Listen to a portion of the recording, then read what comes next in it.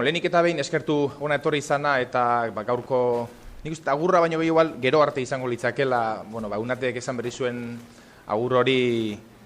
jendeari helarazteko aukera izateagatik.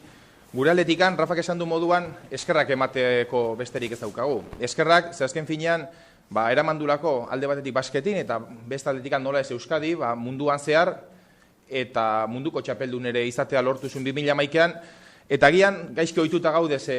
munduko txapeldunak izatea, ia normaltzat edukitzera gatoz, nik usteet, gogoan izango degula eta botaku degula faltan, Unate joaten dean. Azkenean, Rafak esan du moduan ere, Euskadiren izenean parte hartu horrek ere guretzako garantzia handia izan du, eta gure aldetik esan, Unate ateak irikita dauzkazula, hau espero dugu gero arte bat izatea, eta nahi dezunean, hemendik pasa laguntzeko prest gaude, eta etorkizunea gure artean izateko aukera daukazu, ongo kolaborazio moduan.